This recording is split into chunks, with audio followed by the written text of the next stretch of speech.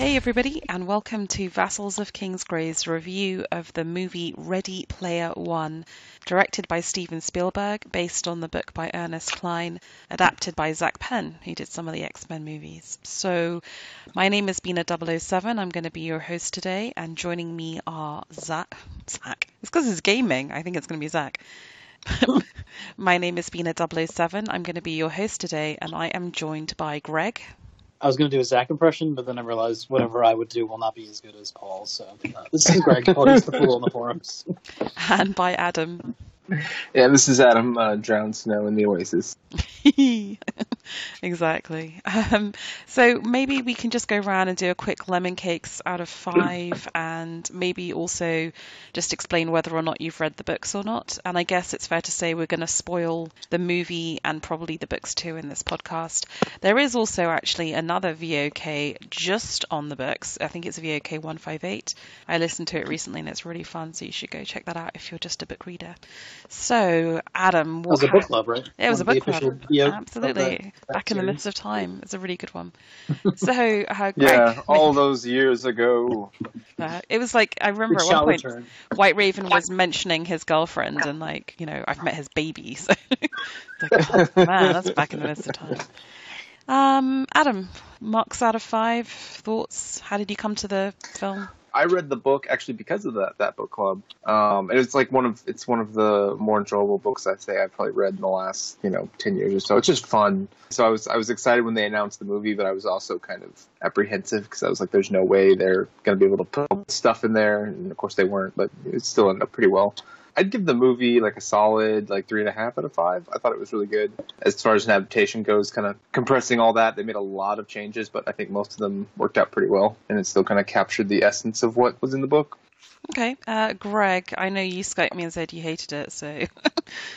Yeah, I kind of evolved because, like, in the middle of the movie, like, I had to stop doing the whole, like, oh, this isn't how it was, and just kind of go with it. And there are several things that I really didn't like, but it did keep, like, the feel of the book and the spirit of the book, I think. But like Adam said, there was no way they could have done it to please everybody, especially, like, the hardcore book fans, which, I remember getting the advanced reader copy for this book, with, like, a letter from the, like, oh, we think this is going to be a big one. And, it blew up, and it's one of my favorite books personally, and just a hand sell to give to, like, everybody who's over like 10 years old. I'm fine. I'm more okay with it now, but at the time, like, I remember leaving the theater like, ugh, and then like everybody started cheering. I was like, ugh, I hate you all. But I give it a 3, and wow, I thought you were going to give it a 1 instead of like hate podcast. No, because like I don't want to be that. I don't like just hating stuff because it's easy to hate stuff. Like I like to have a reason, and the more I think of it, like Spielberg did the best he could, I think, without making it a much darker movie. Because it was for. It felt like a kid's movie, and then like the Shining part happened. I'm like, oh, they're going to terrify people.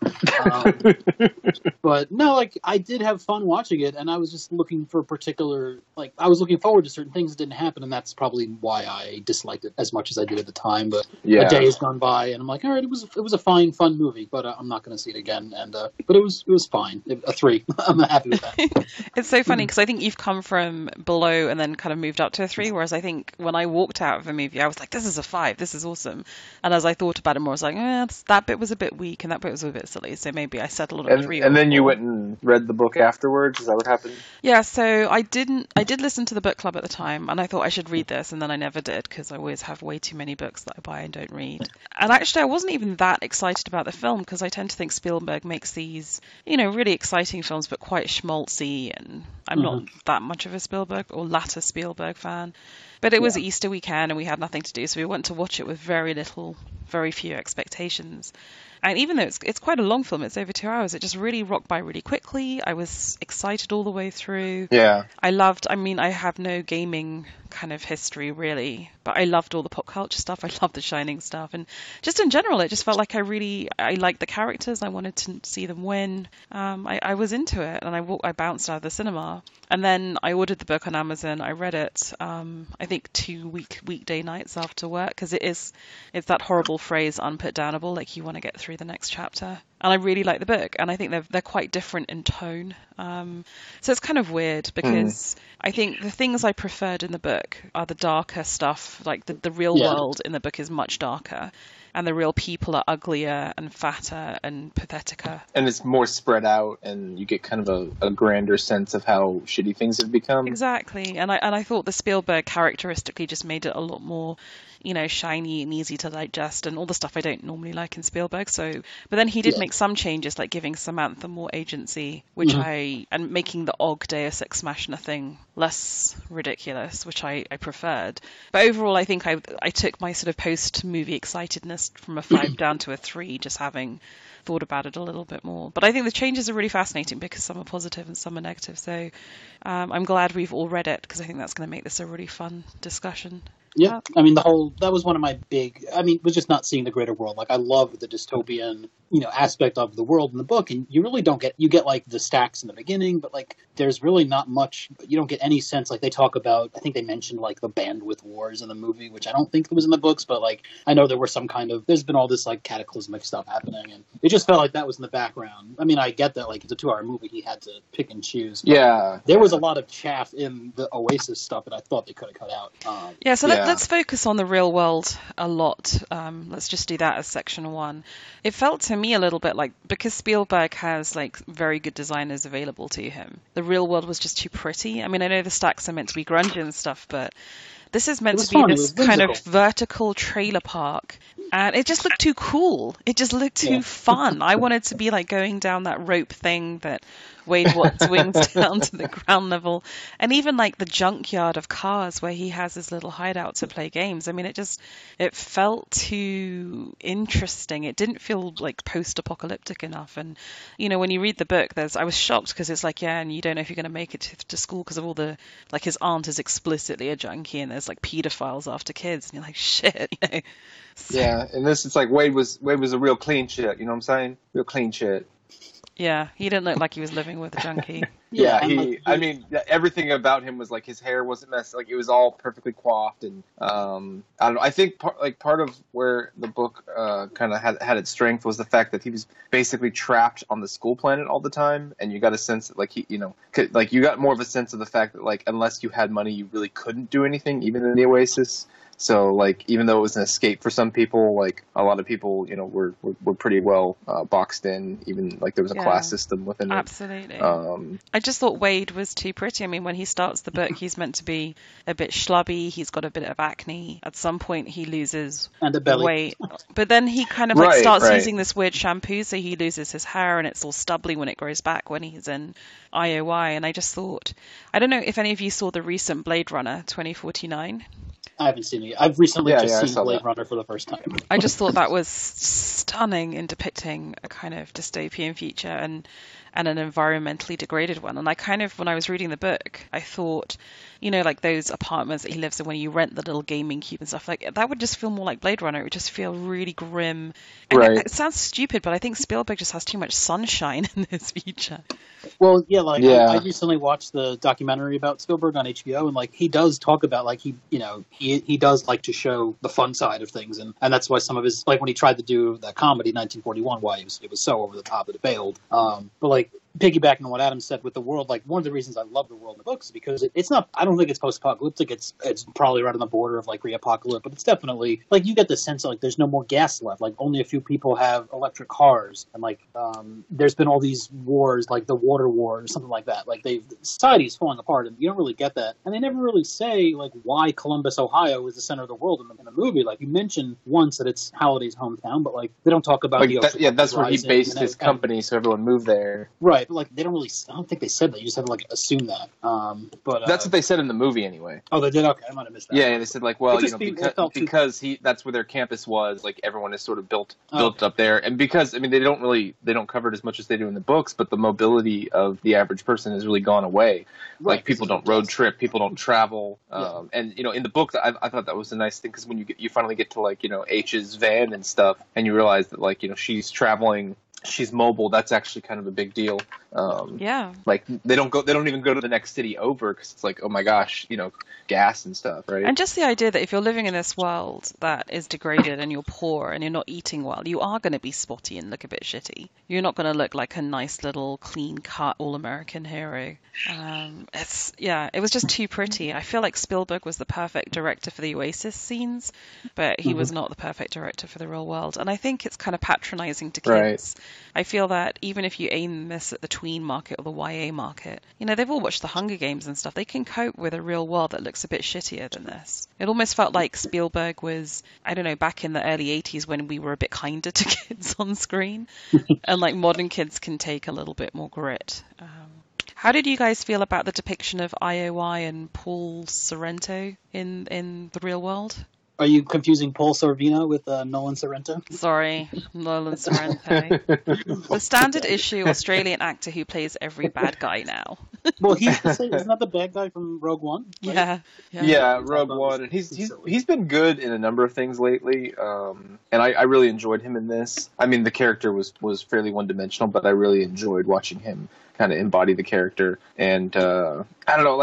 I feel like we didn't spend enough time with kind of how shitty they were, But outside of him, it just seemed like, well, they were just a corporation trying to get some, trying to take their crack at taking over this company because it was available, right? And then you hear like, oh well, they put people in these loyalty centers and stuff, but we didn't really go into that too much. I did like how they have all the little geeks who are trying to answer all the questions. They look like Harry Potter kids. And again, I thought that was just way too nice. Like even the bad guys are quite cuddly instead of. And at the end, they're all celebrating and stuff. I'm like, I would think they would be afraid to be happy. No, but they're truly nerds at heart. They're happy at heart. They're basically gunters. Obviously, but I mean, like, it's supposed to be so oppressive that, like, if they celebrate someone else winning, they'd all be afraid of getting shot or something. I don't know. Yeah, there was IOI in the book. In the book is much more sinister than it is in the movie. And one of the scenes for me, like when Sam or Artemis is like running around, just walks into like the CEO's office and gets in his like this wouldn't happen. Like, well, the fact that like when they're coming, I was like, okay, she's gonna lock the door and she's gonna lock herself in there or something. And then when they come, she just sort of hides around his like giant, Professor X chair. I was like, wait a second. But this raises an interesting question. Did you think it was more or less plausible that Sam would just wander in and get the password that was written on a post-it note on the side of the chair, or did you think it was more plausible that Wade would be able to like basically hack the entirety of IOI whilst a constantly monitored indentured servant? Because both are pretty stupid. Yeah. That's a good point. In the books, but I like what they did better in the books. I find that both being kind of magical. Like what happens in the books is more of like a wizard, but I felt the whole password thing was just really dumb. And I mean, I like that they gave Sam more to do, but I think it would have been more kick-ass if they'd actually made her like somehow win through hacking rather than the password thing. The thing that really pissed me off is it wasn't like :/35. It wasn't like some complicated password. It was like Bossman69. He can't remember that. He has to write it down. Really? Like I just like he's not that stupid. It was weak. I think that's just a commentary on us old people that have to write our passwords down to remember them. Really? Do you think it was he's deliberate? An old person who was born in like 1990, probably. Well, are we just going to jump around with things? Or no, I think let's stick, if we can, with the real world. The other thing I thought was a bit kind of weird reading this book is that the good guys are really good and the bad guys are really bad, and that goes for the book and Spielberg's version. Like it's quite, no one goes on a journey really. No one learns and gets better. I mean, Spielberg shoves some stuff at the audience about how sometimes we should disengage from the online world. But again, I thought in the kind of the post kind of like it felt very early 80s, and it just feels like now we're much more used to fiction, especially for kids. That's much more shaded and people are much more ambiguous, and that's okay. And this didn't have any of that. Not even in the source book, actually, which surprised me. I mean, I get that in the Spielberg, but I was surprised that the Ernest Cline wasn't a bit more. I don't know. Well, I think that's that's true. That's what he Yeah. loves. I mean, Ernest Cline loves those movies, everything that it was pretty cut and dry, like from the video games, the TV, good, bad, and that's what he doubles down on in the books. I mean, okay, so it's a throwback.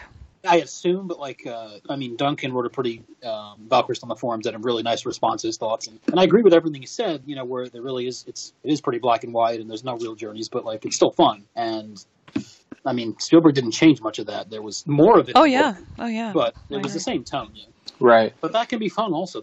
Not every book has to be like, what did we learn or how did we evolve, you know? He's quoting, Monty Python and playing Galaga. Like, they're not particularly deep. I mean, I love Monty Python, but, Right. You're not coming here for, like, deep philosophy. It's not a Truffaut contemplation of the world. And that's okay, right? I mean, I think, to me, therefore, this film, and that's maybe why I loved it so much in the book too, is it fell into that category of what I call kind of puzzle books, and I would put in that category Agatha Christie, which I love, but you don't care about the characters. There's no character development. It's a puzzle and you solve it, or you don't, and that's the fun of it.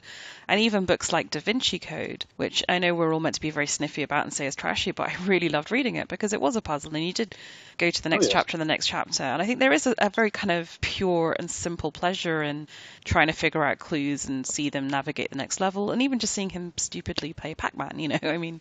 Why is James Patterson the best-selling author of all time? Because he writes fun, easy mysteries. That's what people want. There's nothing wrong with that. If that's exactly. I'm not ashamed. I'm not. We saw a ton of his books. How did you guys feel in the book? I thought it was just a bit too weird and I mean, I loved all the kind of Wade Watts locked up in his little, rented flat, which is just set up for gaming, and it's become like knowing he's becoming this haunted, sort of malnourished. Don't forget the real doll. Yeah. And he's got like a war door for his pizza, like leave it in like the airlock. And he just decides it's easier to jack off than try and use the sex doll. There you go. That sounds about right. I mean, again, I just wish it wasn't Spielberg directing the real world stuff, because that would have been the contrast with that and the kind of almost innocent sort of romance with Artemis versus this real world, a man has his needs and they're quite grimy and disgusting kind of stuff would have been really cool as a film. Yeah, and I think, like, Spielberg, I used to really love Spielberg movies, and then in the last decade or so, he's kind of fallen off to me. He's still put out some good movies, and I enjoyed this, because this is kind of what he does well. But, like, some of the things, like with Artemis, like, in the book, like, her avatar was basically her. It just didn't have the birthmark, and she thought that was, like, I thought that was, like, a pretty interesting commentary, because she thought that was, like, dramatically changing her appearance by just removing the birthmark. And in here, she's, like, an alien creature, like completely different. Which, like manga Artemis. And I hated the fact that in the real world, like the book makes it very explicit that Sam is Rubenesque, like she's a little bit overweight but still gorgeous. And I just thought, like, it was just really boring to me that they cast two real world actors who were sort of model pretty. That really got to me. Like, I mean, if you want to make some earnest point about how we should disengage from Oasis, fine. But, like, be consistent in your earnestness. Can you not make an earnest point about how two teenagers who just look like normal teenagers with normal figures and normal teenage skin, that they can have a beautiful love story too? Yeah, and even I think that they didn't really have time because it's a movie, and so they had to change a lot of things. But some of the things like they lost basically everything to do with like Daito and Shoto, like just the whole aspect of them being these kind of lost, troubled Japanese youths that sort of found like a brotherhood together, and then what are you talking about? There's murder that funny, and all that scene at the beginning with the Japanese guy trying to run out the window. That we got from that. Yeah, well, right, where he tries to kill himself because he lost everything. Introducing them early, like meeting in real life early, I hated that because that was one of the best parts of the book. Was at the end. I mean, Moro. I mean, I like how Moro was a little less hands off, but I didn't like how he was actually not. But not killing them, and of course you have to change his name to Sho because Shaito was way too very close to Daito. But no, like there's an Asha Yara thing going on there, isn't there? Too much. Yeah. Janet, Julia, Asha Yara. But again, no one can have names that are similar on TV. It's classic Spielberg, isn't it? You take probably the darkest element of the book, which is one of the five being killed, like brutally assassinated. And you turn him into an 11-year-old with quips. And that's like classic Spielberg. It's the shit he's been doing since Temple of Doom, where which we just watched really recently, right? Well, let's have a cute little Asian kid and let's like patronize him and like, oh, you're so cute, And he was cute, so what am I saying? But it's just like, you take like one of the coolest, grittiest bits of the book and the sense of peril that one of them can actually die. Because let's be honest, in the film, I never thought any of them would actually die in the real world, even when the aunt gets blown up or whatever. Yeah, and even when like Artemis is there forever and you're like, this is a bad idea, she just walks right out. You're like, yep, that's what I thought would happen. In fact, it's even worse than Luke Skywalker and Aunt Peru, isn't it? It's like, Luke Skywalker at least gets like a 10 seconds where he mourns his uncle Anat and then moves on to his adventure. Where here, Wade Watts watches his family get blown up and is like, carries on. He's chloroformed. Yeah, exactly. So stupid. But I did not like the Welcome to the Resistance whole thing. That was a little too. That was a waste of time. All the stuff we're complaining about is how these are like movie tropes of evil bad guy versus plucky good guys. But like that's what the book was. He was putting together his crew and like they're fighting back against the evil company. So right. There was more not peril. To, like, in I don't know. In fairness to Ernest Cline, there was more peril in the book than there was in the film. Yeah, but we have to put it down. I mean, because doesn't he? After the stacks get blown up, doesn't he disappear for, like weeks or something before showing back up again? Yeah. Like he goes and gets himself set up and then, they all kind of, go off grid a bit. I mean, there's not enough. Yeah, you can't put as much space on here. Like I thought, all of the challenges were completely different, and like the first one just being like a race against King Kong, and I don't know, that was it was cool, but some of those were probably practical reasons, like they couldn't get the rights to the Monty Python and the Holy Grail, I assume, so they had like the Holy Hand Grenade as a nice homage, but and The Shining took me. I totally enjoyed that. I was like, I don't know what's happening, and I like that, but then I just didn't like it because I'm like, it could have been cooler if they did the other way. Yeah, The Shining was unexpected, and that's what I liked, is because they had to change so much. There were a lot of surprises, so it was a kind of a fresh experience watching it. I think that helped. Having already seen the book, it was like I knew it was going to be vastly different, very quickly. Okay, but, so are we going to jump into the Oasis now? Is there anything else we want to talk about in the real world? Yeah, sorry. Or are we cool? Can we talk maybe a bit about Morrow before we jump into the Oasis? Yeah. And his role, because that's radically different book to screen. So we talk about him and Halliday if we want. Yeah, that's true. That's true. I didn't get why when Halliday was dying and realised he'd made some mistakes that he just didn't leave everything to Morrow. He's still a little weird. His wife thing, But that's not really in the book as... I mean, I just felt Spielberg was really trying to lay it on thick with the whole Rosebud. It's his love for Morrow, not really the love for the wife that is his eternal regret and all that bollocks. I don't, because that wasn't as much in the books, right? Well, Halliday was not a norm. Like, you couldn't classify him, you couldn't pigeonhole him. Like, I guess it stuck with his what we knew about him, that he would do something like that. Make a game out of it. Because what it all ended with, he just wanted people to have fun playing his games. Like, that's all that really mattered to him. Yeah, and I think the movie was more effective than the book in making him that awkward, that awkward character. So I mean, that's the actor, and kind of they really focused on that whole thing. Oh, it's a great performance. I thought, just the way he does the voice and everything. That voice is creepy. I did think the whole hence using The Shining that you're meant to rescue the fiancé or whatever. I found that a little bit forced. Like, really? I don't know. Yeah. I like the Shining part. I did not like that part of it. Did Ernest Cline consult on these changes, I wonder? Because, I mean, I saw there was a pre-thing with Steven Spielberg, I think it was HBO or something. And he was talking about, when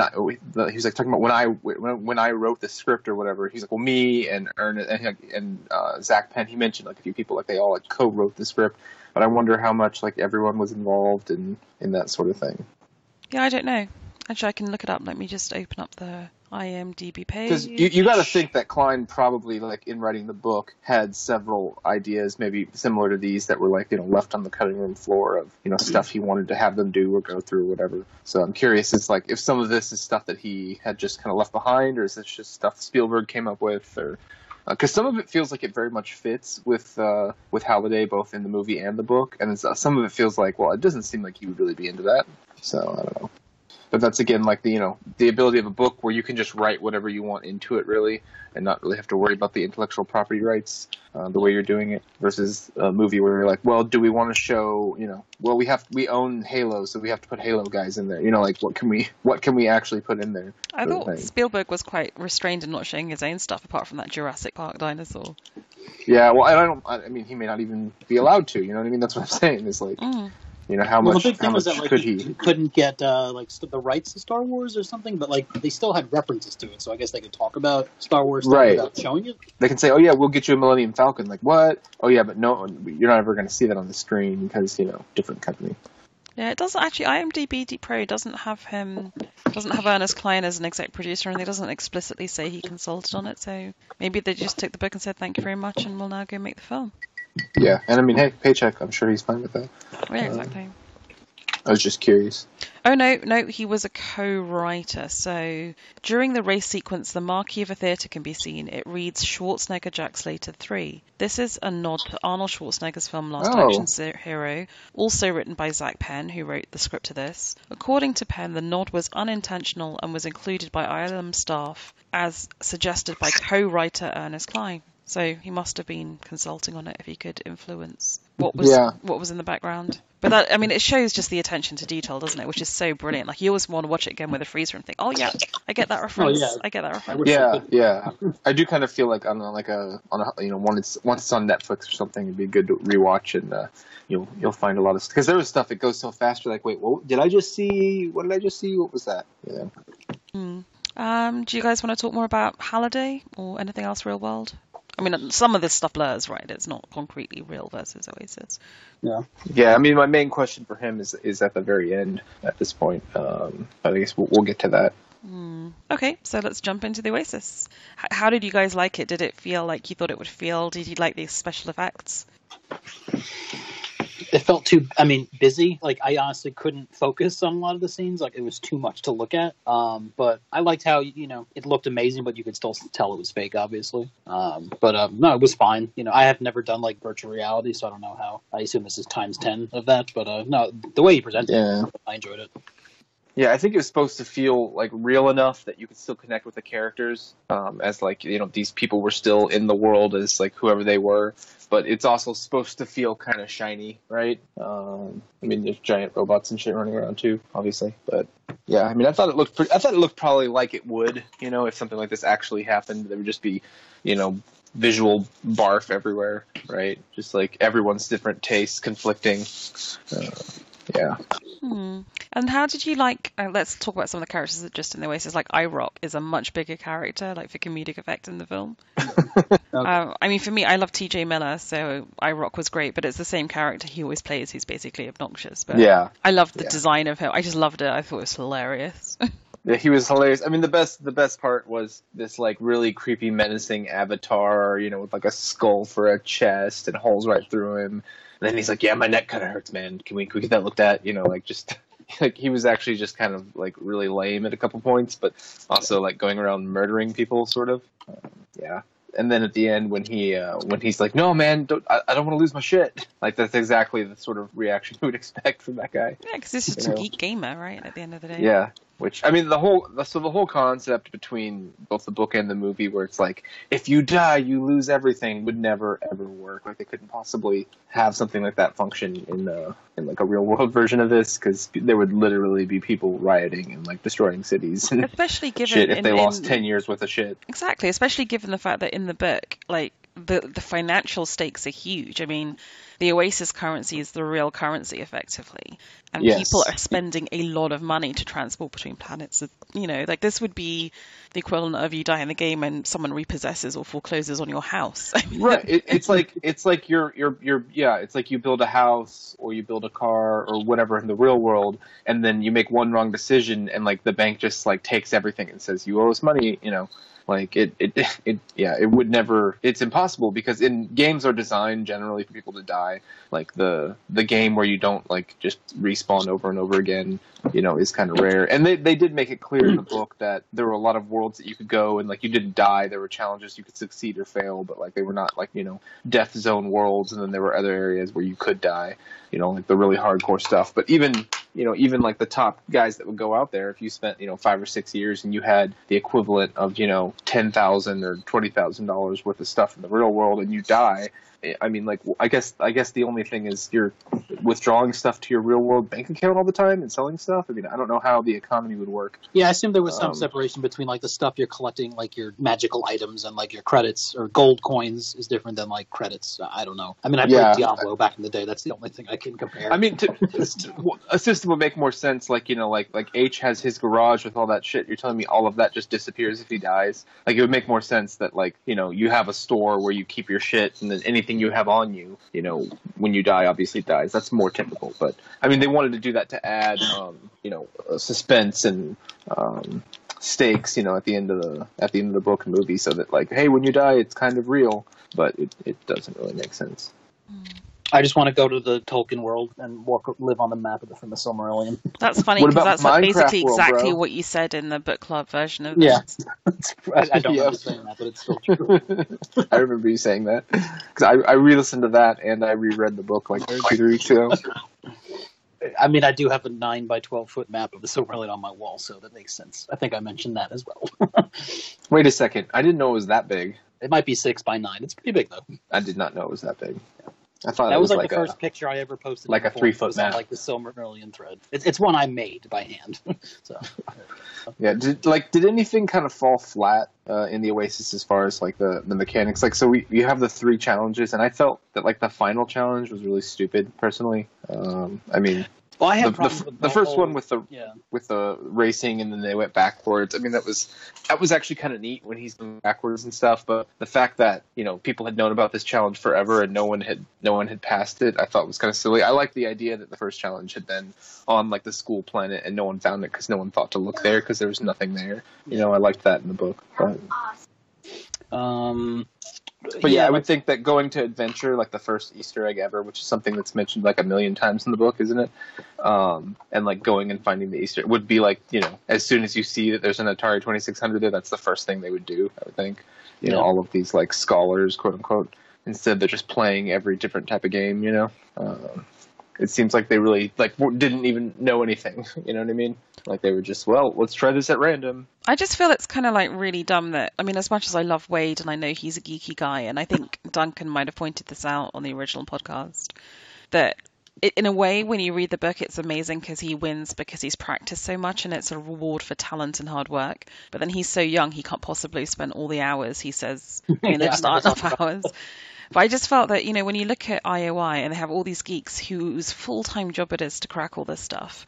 So if Wade could have amassed that knowledge between them all, surely they could have all amassed the same amount of knowledge. Yeah. And that kind of, I mean, it didn't bug me at all when I was watching it. I was totally enthralled by it. I loved everything in the Oasis. I was totally into the challenges. But afterwards it was like, yeah, the 2 things that really bugged me is why didn't Halliday just leave it all to Og rather than risk it going to someone nefarious? And secondly, it just seems stupid to me that this whole room of people who had all the knowledge of everywhere ever couldn't have figured it out. And especially when IOI, we find out I like tapping people's conversations. I mean, surely they can just suck up all the little bits of puzzle that everyone has solved and bring it all together. Right. It still takes people to sort through that, millions of whatever. But I mean, like the redheaded geek girl at the end who's like, wait, try adventure. Okay, no, wait, now I've figured it out. It seems like she probably had the idea probably early on and just was too afraid to say it, is what it almost seemed like, Like, that sounds stupid, so she, they probably would have, that's to create, suspense and all that. But, yeah, it seems like she was pretty onto it. So, I don't know. Like, I think the only reason why he did the contest instead of leaving it to his buddy is, like, number one, he's getting old anyway, and I don't think that he necessarily, I don't know, it wasn't that he didn't trust him, but, he wanted someone to kind of, that proved that they thought a bit like him, even if it was forced. To me, yeah, I agree. I think he loves gaming, so for him it's natural that it be won in a game, even though he knows Og would do a perfectly good job.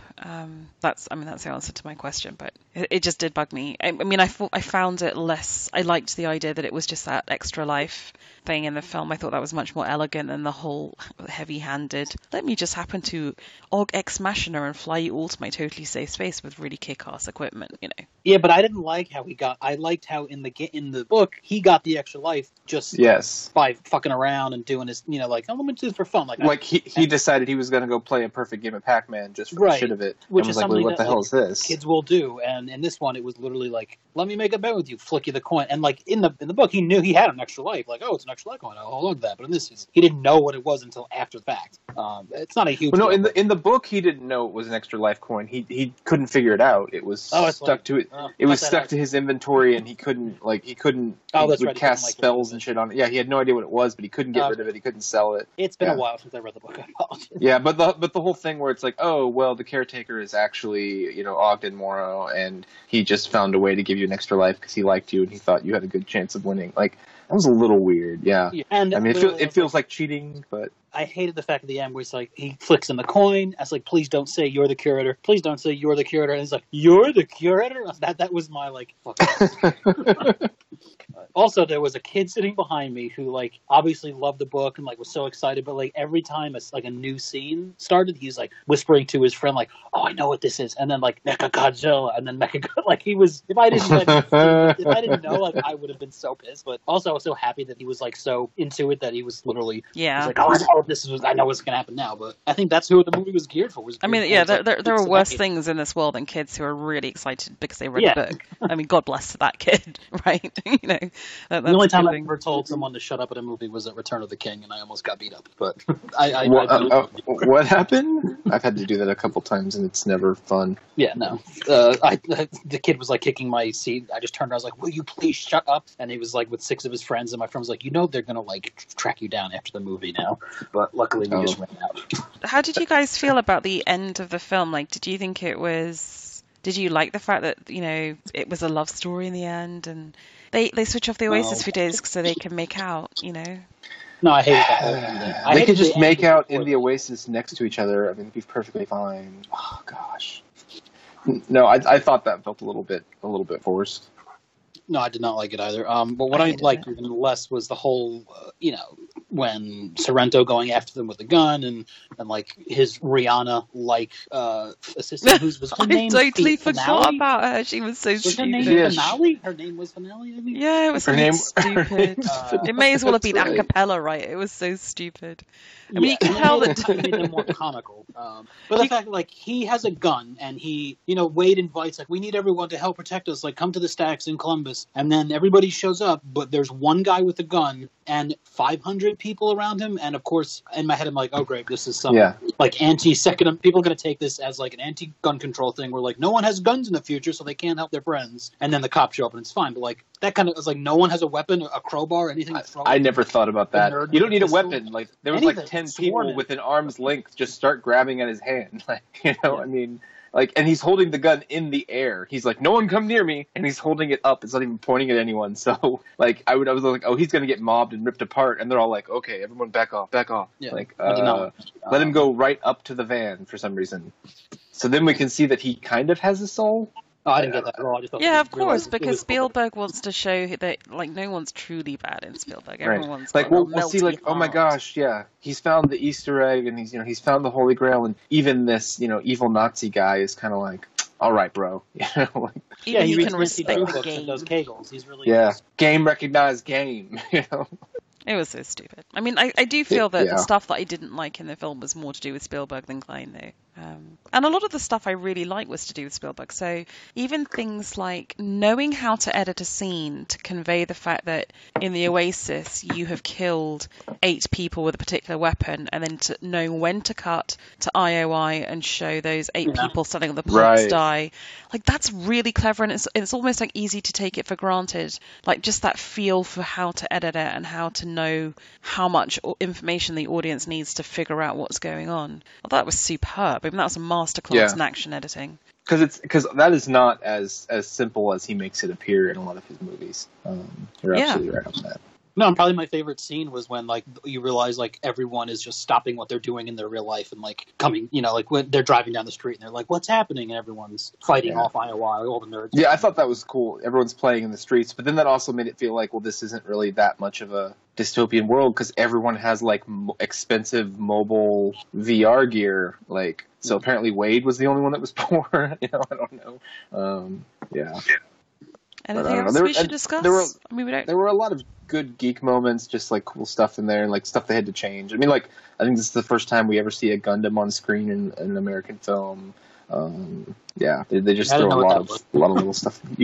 I mean, even stupid stuff like Iron Man falling into the molten or whatever to die, and then just doing the thumbs up like Schwarzenegger in Terminator 2. I mean, that's like, it's a stupid moment, but it just made me happy. Yeah, it's adorable. That's it's great. That's one thing that, like, I knew was not going to happen, and it was so much cooler in the book because I'm like, oh, we've got the Iron Giant. Like, what's okay? I mean, that's cool and all, but in the book, it's like there were dozens of these mecha robots from all kinds, like basically from every corner of cinema and anime and all that. And here it's like, well, we can afford two. We can buy two of them. Right. And one thing that I remember complaining about in the book was like there was no pop culture references for anything that happened between like 2000 and 2045. But like Spielberg actually did, like he added Minecraft and he added more contemporary stuff that we'd know. And there was a lot of stuff that I had no idea if it was just something that I wasn't getting, like, or if it was something that he made up from the time in between, you know. I'm sure there's someone in 2045 who's cosplaying as something from 2040, you know, that I don't know. That's what I would think. I mean, like, it felt more complete, not just 80s only references. Well, wasn't that like Duncan's criticism? Was that like with the world of the book and stuff? It's like it's kind of bleak because like there's no one creates anything new.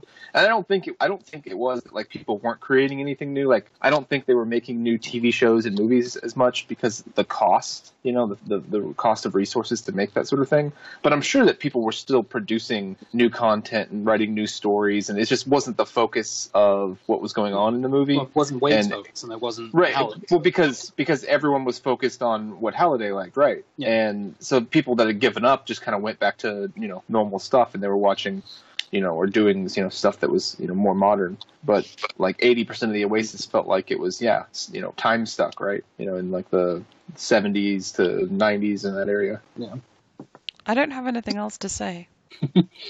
Yeah, no, I kind of like how I've rethought my position. Like, usually I don't care enough to like I did. Like I said, I was like, it was a fun movie and it did what it needed to do. It was just, I was more complaining about the little changes and a couple big ones. But I still think it's a fun movie. I'm just, it's one of those books that I had such a personal connection to, and you want to see it. And when you go into a movie with those expectations, you're always going to be let down. Yeah, I felt the same way with The Da Vinci Code, actually, which I loved in the same kind of way as a puzzle book. And the movie was so clunky and shitty. I was like, oh, that's a bit shit. Never mind. You know, life will go on. It's not going to kill me. Yeah. But what about the end where you know, he's in the little room with, you know, 10-year-old Halliday and, you know, here's the button to shut everything off, and he almost hits, which is actually kind of hilarious. And then he's like, so wait a second. He's like, so Halliday's dead, right? And he's like, but you're not like just like a program. He's like, oh yeah, man, no, not really. What am I? Goodbye. Well, I thought for a second he was going to be like, I'm not really dead. I was like, oh, I'm glad they didn't do that, because I thought that's what it was. That's what I thought they were going, but they're like, no, he's dead, but I'm something different. And you're kind of like, we're not going to explore that, huh? Okay. Like, that's way to throw that in right at the end. I enjoyed that because, like, that was, I remember talking about it on the book review, like, one of the things that meant the most to me was, like, this guy was just such an introverted person. Like, he didn't think he could have a regular relationship. He couldn't, have regular, just contact with society. And, like, showing him, like, his only friend was himself, you know, a child version of himself. Right. I thought that was pretty powerful. And, yeah, I like that. I enjoyed that. I agree. And it is, I tell you what I liked about it actually is that this film, or the book, is about a kid who just does his homework and works hard and is smart. And like, I was that kid at school, right? I was like the boring, geeky kid who just would spend the hours reading shit. Yeah. Like, there are no in the book, there are really, apart from when Ogden saves them, there are no shortcuts. It's just, yeah, we just spent hours rehearsing this game and just playing it. Or Artemis just went back and back to that first challenge to try and get it right. And I kind of appreciate that. It's like, yeah, if you're the stupid kid at school, not the stupid kid, if you're the kid at school who just keeps their head down and does their homework and isn't cool or isn't in the breakfast club, you know, actually that's useful. That's a skill. You go. Yeah, and IOI was the ones that were trying to cheat and to cut corners, and they lose. So. And I think that's part of why, like, the book, it definitely spoke to me a bit, because it's like, you know, I mean, growing up, I always had friends, and I, you know, was never like the super popular kid, but like I would, you know, I was friends with most everybody, and I had really close friends. But, you know, I think differently than other people. My brain just works kind of in a weird way. I do things that other people are like, that's a waste of time, or, you know, I confuse people a lot, you know. And I'm not as good with, like, I mean, I guess the way I would put it is, like, I understand people a lot, but I'm not as good as, like, conveying to people, you know, on the personal level as much. Mm-hmm. So, I'm sorry, Adam, I don't understand what you're saying. Fuck you. But yeah, no, I mean, I get what it's like to, like, when I've had, like, really good friends that, you know, think like me and you connect on that level, but it's just not everyone's like that. And, you know, you may think something's, like, super interesting and, like, everyone else is into something that you think is completely a waste of time, and, like, you know, it's like you're aliens sometimes. I mean, it is like what Greg said, the fact that, or one of you said earlier, that he is that kid who's going to go and play that Pac-Man game, and partly because he wants to move forward in the quest, which doesn't really help him, or he thinks not at the time, but partly just because we're the kind of people who do get obsessive about stuff and just spend what other people would be considered to be wasting hours on stuff. But here it pays off. So there's this kind of like this goofy hope that all these hours we've devoted in our life to reading goofy stuff and vocking or whatever it is that we do that other people don't quite get, that it has meaning. Oh, it totally does, Bina. One day, when they ask me to save the world because I have the knowledge of ice and fire. Or what's probably going to happen is people in 50 years are going to be like, oh yeah, you were alive during that time where everybody thought that like we were going to have an end to that geeky series that HBO did that show about. Yeah, that epic book series that never finished. But there are 3 new George Martin books coming out this year, and they're like comic versions of whatever that new TV show. Smart. Anyway, but do we have other stuff to say about the film? No, outro away. Okay, so that's all we have to say. If you've seen Ready Player One and or read the book and or agree or disagree with our take, you can chat with us about it at the forums of our podcast of Ice and Fire. You can leave a comment on our YouTube channel and all sorts of other stuff. Just check out VOK Podcast or Vassals of Kingsgrave and you'll find us. Thank you very much for listening. Bye. Bye. Bye.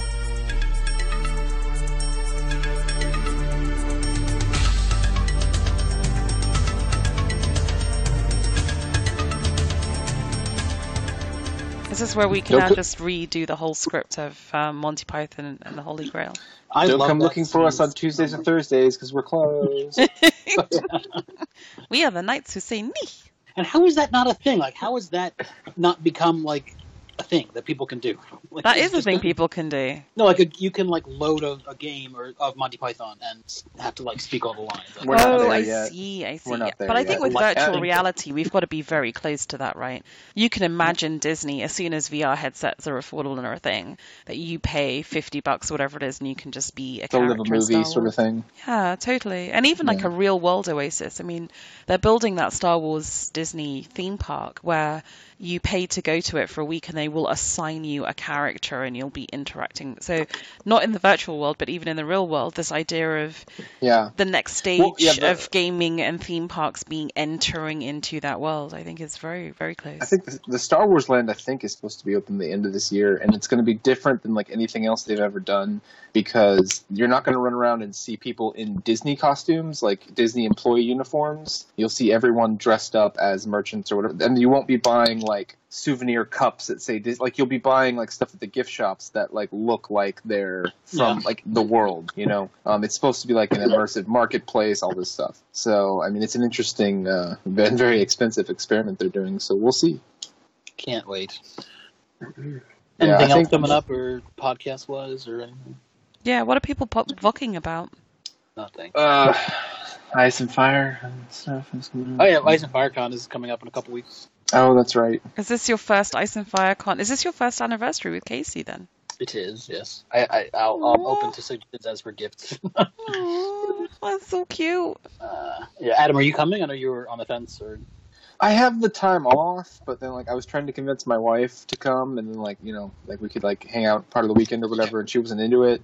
So like I didn't book a room. It's like 4 hours from me. It's not far. I mean, you can always just do the day pass for Saturday because that's like everything's on Saturday, and then like go home. But but no pressure. But it would be fun. Yeah, I'm contemplating because I could still there's like the campground, and I could get share a room with someone or something. I don't know. I could still go. I'm just debating it. Bina has an excuse. Yeah, Bina, aren't you going to be in the neighborhood of Ohio around that time? No, I'm going to be... You don't have anything in Cleveland? When is it? Is it April 24th? It's the last weekend of April, so the 28th? Yeah, 27th, 28th. Yeah, no, actually, so the weekend before, though, Kiralee and I, my best friend and I, are going to Iceland for some GOT fun. So it's GOT Road Trip 3 after GOT, the original road trip to Northern Ireland, and then last year in Dubrovnik. So I'm going to be getting my geek on. Are you going to be seeing stuff now that is like beyond the pale for you? In terms of? like stuff that they've like done that you haven't seen on the show. Yeah, but that was also true in Northern Ireland and Dubrovnik, and you just have to like be careful with the tour guides just to say, don't mention. That's true. It's pretty cool. Like this is where Cersei turned into a dragon. Oh, spoilers! So sorry. Yeah, exactly. Yeah. But it's kind of, I mean, it's almost becoming a moot point because since last year in Dubrovnik, I've become zen to the idea that George won't be writing another book. And therefore, the whole not watching becomes irrelevant. So a couple of months ago, the UK channel that broadcasts the episodes has been doing reruns. And I've just been watching them because I actually haven't seen it for ages and ages. So today I just saw The Purple Wedding. And I've decided that when it gets to season 5, so I'm halfway through season 4. When it gets to season 5, which is the one I haven't seen, I'm just going to carry on. So You're going to watch it. Oh, you should, yeah. So, I've always thought of starting again because I've been watching it in years. But. If you do get into season 5, you might want to like start up like a Skype support chat, maybe just to have some more to vent. That's all I'm saying. I'm going to blank. Season 7 is over. Like season 8 is the one we're waiting for. Yeah. Right. 8 is like next year, the final. But actually, I wouldn't be watching it if I thought I needed a support chat. I just think no matter how outrageous and stupid it is, I genuinely don't care as much. So. No, me too. Yeah, well, it took me going through season 5 and just being like, what the fuck? And then just sort of like at the end of that, on the other side of that, I was like, okay.